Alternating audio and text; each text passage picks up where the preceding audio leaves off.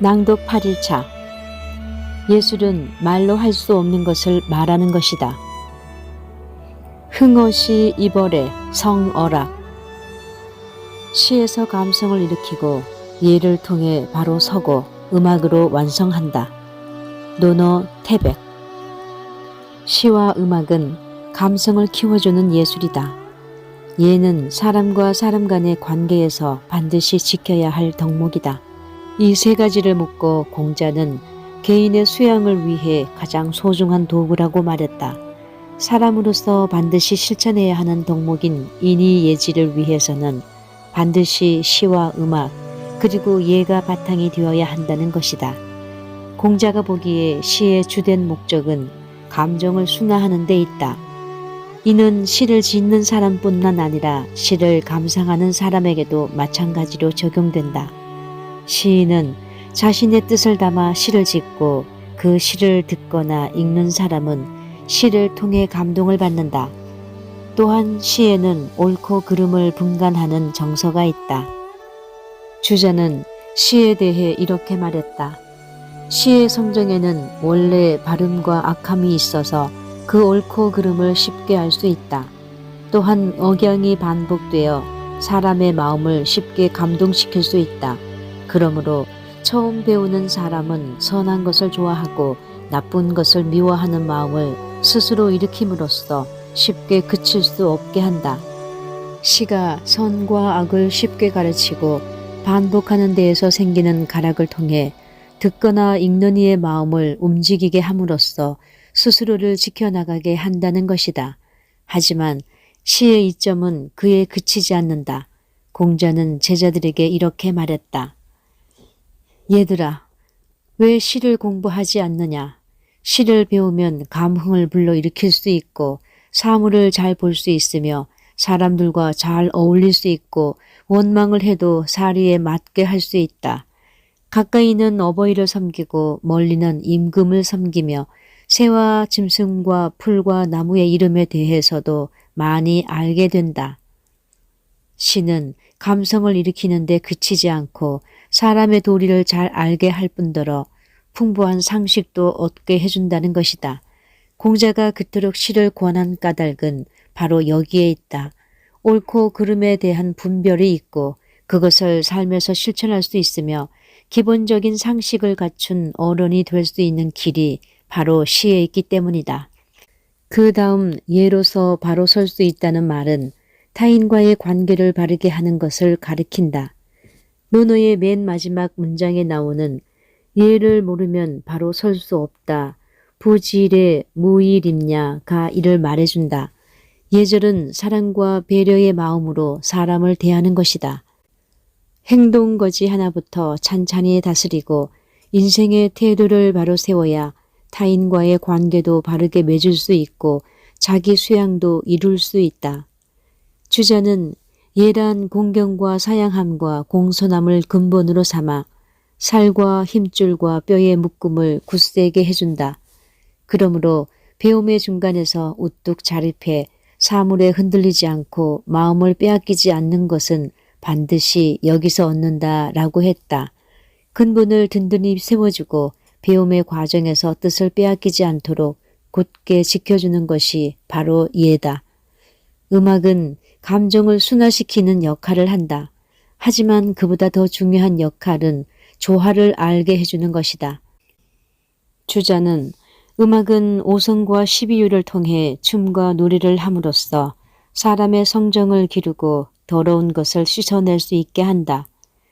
의가 정밀해지고 인이 완숙해져서 스스로 도덕과 조화를 맞출 수 있게 되므로 배우는 자의 끝은 반드시 음악을 통해 이룰 수 있으니 이것이 학문의 완성이다 라고 했다.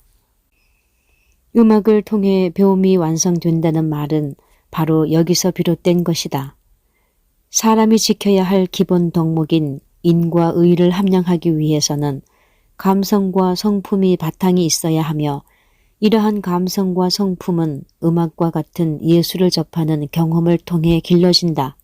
따라서 공자는 자연스럽게 도덕과 조화를 이루는 경지에 도달하기 위해서는 글만 파는 데에서 머무르지 않고 예술을 자주 보태야 한다고 역설했으며 나아가 예술이 배움은 물론 삶의 완성에까지 이룰 수 있게 도와주는 역할을 한다고 봤다. 예술은 쌓아온 세월처럼 험해진 노인의 마음도 달랜다. 다산도 18년이라는 험난한 귀양 생활 동안 시와 음악에서 큰 힘을 얻었다. 시와 음악에서 마음의 위로를 얻고 스스로 시를 짓고 음악을 즐김으로써 고난을 이길 힘을 얻을 수 있었다. 아들에게도 시를 공부하기를 권했는데 큰아들 학연에게 붙인 편지에 실린 글이다. 임금을 사랑하고 나라를 근심하지 않는 것은 시가 아니다. 시대를 상심하고 세태를 안타까워하지 않는 것은 시가 아니다.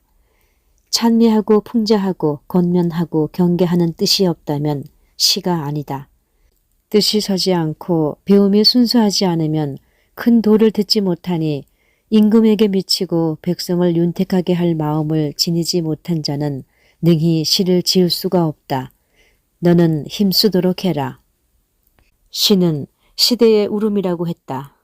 옛사람들은 울분과 고뇌가 마음에 응어리질 때 그 감정을 시로 풀어냈다. 하지만 오늘날 시는 여기에 한정되지 않는다. 시는 자신의 감정을 솔직하게 드러내고 사람들의 마음을 흔들고 아름답고 간결한 언어로 삶을 빛나게 한다. 시를 직접 짓지 않더라도 누군가 자신과 시절에 대해 솔직하게 털어놓은 시를 가까이 할 수 있다면 내 삶을 이해받은 것 같은 위로를 느낄 수 있다. 또한 다산은 음악에 대해서도 조예가 깊었다. 귀양지인 강진에서 단풍놀이로 시름을 달래며 지은 글에서 그는 이렇게 말했다. 음악을 연주하는 자는 금속악기로 시작해서 마칠 때는 소리를 올려 떨친다. 순수하게 나가다가 끊어질 듯 이어지며 마침내 화합을 이룬다. 이렇게 해서 악장이 이루어진다. 하늘은 1년을 한 악장으로 삼는다. 처음에는 싹트고 번성해 곱고 어여쁜 온갖 꽃이 향기롭다. 마칠 때가 되면 곱게 물들이고 단장한 듯 색칠하여 붉은색과 노란색, 자줏빛과 초록빛을 띈다. 너울너울 어지러운 빛이 사람의 눈에 환하게 비친다. 그러고 나서는 걷어들여 이를 간직한다. 그 능함을 드러내고 그 묘함을 빛내려는 까닭이다. 만약 가을바람이 한 차례 불어오자 쓸쓸해져서 다시 떨쳐 펴지 못하고 하루아침에 텅 비어 떨어진다면 그래도 이것을 악장을 이루었다고 할 수 있겠는가? 다산은 자연의 소리, 계절의 느낌에서 음악의 이치를 깨달았다. 그리고 자신의 삶에 비유해 어떤 고난에서도 결코 포기해서는 안 된다는 의지를 보였다. 아무도 손대지 않아도 아름답게 조화를 이루어가는 자연이 바로 음악의 이치다. 그리고 쓸쓸한 가을이 오더라도 겨울을 기다려야 하는 것이 삶의 이치다.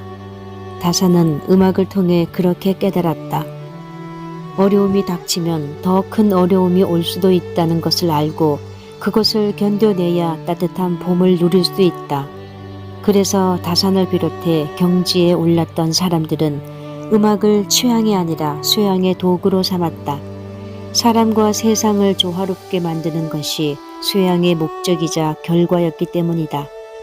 굳이 말로 표현하지 않아도 그 속에 담겨있는 깊은 의미를 음미하고 깨닫는 것이 예술이며 삶의 이치다. 그리고 학문, 나아가 삶의 완성이다. 독자가 자신뿐일지라도 시인이 시를 쓰는 까닭은 살다 보면 시를 쓸 수밖에 없는 순간이 오기 때문이다.